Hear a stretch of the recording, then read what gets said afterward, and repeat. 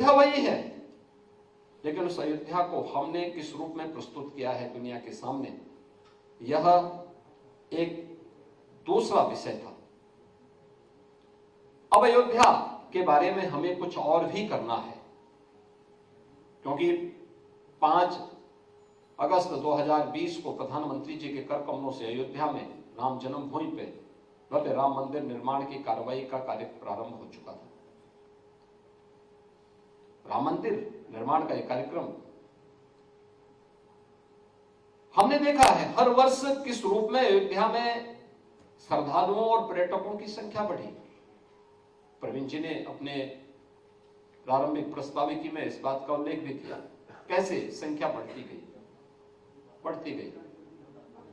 यानी रामनवमी के अवसर पर 2017 में जिस अयोध्या में श्रद्धालुओं की संख्या कुछ हजारों में थी, गत वर्ष रामनवमी के अवसर पर 35 लाख से अधिक श्रद्धालु एक दिन में अयोध्या आए थे। एक दिन में आप सोचिए, 1000 से 35 लाख तक पहुंच जाए संख्या। हम लोग सशंकित थे, मुझे था कि संख्या बढ़ेगी, लेकिन उस समय हमारे पास इंफ्रास्ट्रक्चर नहीं था, कमजोर था। हाँ, इतना जरूर था कि दीपोत्सव के लिए हम लोगों ने राम जी की पीढ़ी और अयोध्या के घाटों को एक नया स्वरूप दे दिया था। वहां पे नए घाट बना दिए थे, उनके सुंदरीकरण के कार्यक्रम को आगे बढ़ा दिया था। तो श्रद्धालुओं को अलग अलग और उन्हें ले जाने और उन्हें डाइवर्ट करने और उनके लिए भी प्रशस्त जगह थी। आज आप अयोध्या में कहीं भी जाएंगे, पिछले 2 वर्ष के अंदर युद्ध स्तर पर जब कार्य वहां प्रारंभ हुआ इंफ्रास्ट्रक्चर का, कोई सोचता था अयोध्या में अंदर के शहर 4 लेन की कनेक्टिविटी से जुड़े होंगे।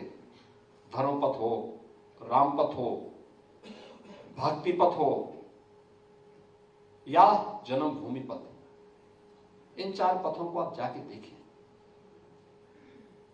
यानी ये सभी एक नई अयोध्या का दर्शन हम सबको कराते हैं। वहां के जर्जर भवन की जगह अब एक जैसी डिजाइन में बने हुए भवन अब आपको राम पथ पर भी दिखाई देंगे, भक्ति पथ पर भी दिखाई देंगे और जन्मभूमि पथ पर भी दिखाई देंगे। अयोध्या रेलवे लाइन की, यानी मीटर गेज से ब्रॉड गेज और ब्रॉड गेज से डबल लाइन के साथ जुड़ जाए, यह भी संभव हो गया है। और अयोध्या में इंटरनेशनल एयरपोर्ट का निर्माण हो, यह भी हुआ है। प्रधानमंत्री जी ने इन सभी कार्यों का लोकार्पण अभी 30 दिसंबर को संपन्न किया है। नई नई कनेक्टिविटी बढ़ती जा रही है। 30 दिसंबर के बाद लगातार अलग अलग डेस्टिनेशन के लिए अयोध्या की कनेक्टिविटी बढ़ती जा रही है। कल भी अयोध्या की एक नई वायु सेवा हम प्रारंभ करने जा रहे हैं। यानी अयोध्या अंतर्राष्ट्रीय उड़ान भरने की तैयारी में अब हम सबके सामने है। ऐसा नहीं कि अयोध्या का एयरपोर्ट अचानक बन गया। हमारे पास जो पुरानी एयर स्ट्रिप थी वो मात्र 167 एकड़ में थी। कोई इंटरनेशनल एयरपोर्ट नहीं बन सकता था। इंटरनेशनल एयरपोर्ट के लिए जो मानक थे और उसकी फ्यूचर की जो प्लानिंग थी, इन सबको ध्यान में रख करके अगर हम देखेंगे तो हमसे 821 एकड़ लैंड की मांग की गई थी first, second and third phase के लिए। अभी फर्स्ट फेज का काम संपन्न हुआ है, लेकिन हमने 821 एकड़ land airport authority of India को उपलब्ध करा दी है कि आप फर्स्ट में सेकेंड थर्ड सब एक साथ करिए, लेकिन हम आपको लैंड उपलब्ध करा रहे हैं। और आज सारी औपचारिकताएं पूरी कर चुके हैं।